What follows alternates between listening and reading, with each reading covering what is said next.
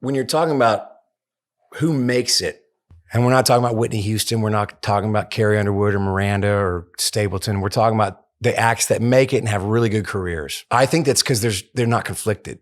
And I remember thinking, like, you either go big or go home. Like, it either works or you go figure it out after that. But if you have the chance, you do it.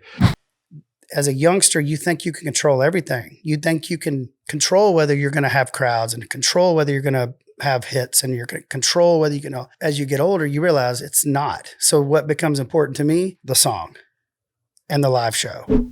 Everyone that, I don't believe that everyone that is successful has like this is what I wanted to do. I wanted to make this happen. I wanted to be a star. I think there's a lot of people, especially in the music business, that it happens easily, happens fast, and it happens without a whole lot of work, without a whole lot of. Okay, and what's your theory behind that? Like, why do you think that happens? Is it happenstance? We are in a profession that it is all happenstance. Everything, in my opinion. There's people that work harder than others. There's people that are way more talented than others, but none of that matters. It only matters like this rare little thing that works for some people and some people don't. I agree with you. You can't control that. Like I was raised in a family that I was taught from the moment. I mean, I worked for my dad at 12 years old at Byford Machinery in Valley Mills, Texas. It was my first job for Bowen Electric, putting on plug covers and stuff, So 12 years old working. So do people often Christmas think that vacation. it's Bone, like Bone Electric? Because the way you say it is Bone Electric. Bone Electric? Not Bowen. Well, it's my Waco accent. But there's what was I saying? Oh, I didn't mean to do that. What was I saying?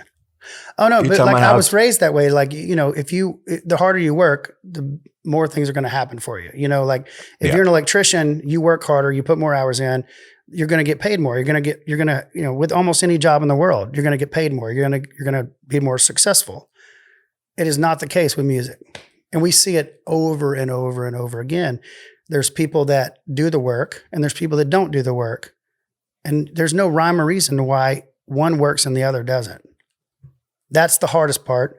And also the coolest part about music, the wild card, the Elvis, why did that happen aspect of careers that I've come to accept that some people just take off, and it has nothing to do with talent. It has nothing to do with any other reason that for some reason they convince people to believe them what they're saying more than they do me, more than I do to them. Does that make sense? It does make sense, and I think, and that's something you can't control to a large extent. You're really right. However, I do think there are generational talents. Two things of what you just said that I look at and go, okay, what do you think about this then? When you're talking about who makes it, out of 30 acts get signed, there's 5 that make it. And we're not talking about Whitney Houston. We're not talking about Carrie Underwood or Miranda or Stapleton. We're talking about the acts that make it and have really good careers. Mm-hmm. I think that's because they're not conflicted. From my perspective, I was always conflicted of like, how do I reconcile needing to keep my integrity, needing to keep my just whatever that staunch Texas thing is like, man, I'm not your monkey. I want to be a star. I want to make all that happen so I can be a better artist and then be a star and be a better artist because that's what I felt like Willie did. So I was always having these, I know that's a hit. But I can't cut that. But I ain't going to cut that. Right. And the label's going, dude, why not? I'm like, I don't know. And then 4 years later, I hear back the same song and I'm like, I could have cut that. That's why I did the Lips of an Angel thing, because I was like, you don't have the joy of hindsight. Right. All I know is that, hey man, one of the things that they do in these other worlds is you take a badass rock song, you Gary Allen it up. And I remember thinking like, you either go big or go home. Like it either works or you go figure it out after that. But if you have the chance, you do it. So I think there's that. But then also I think that it's not happenstance.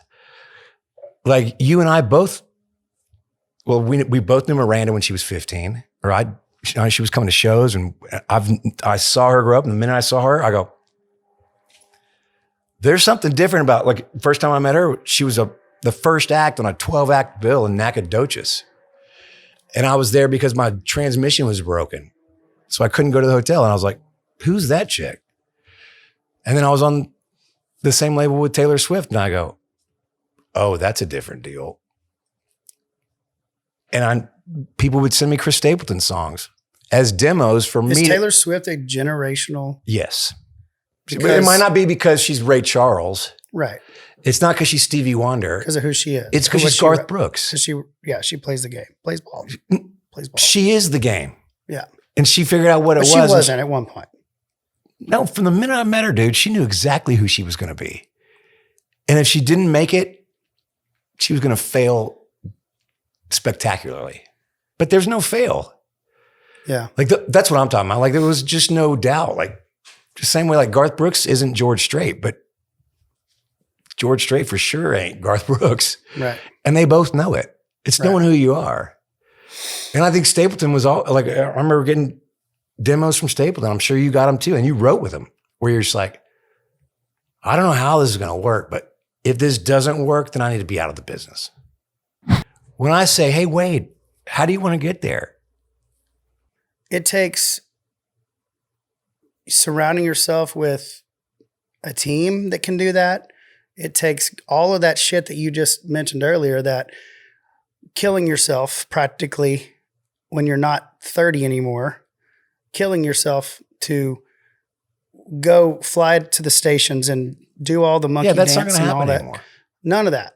That's what it requires at this juncture. As a youngster, you think you can control everything. You think you can control whether you're going to have crowds and control whether you're going to have hits and you're going to control whether you can. And as you get older, you realize it's not. So what becomes important to me? The song and the live show.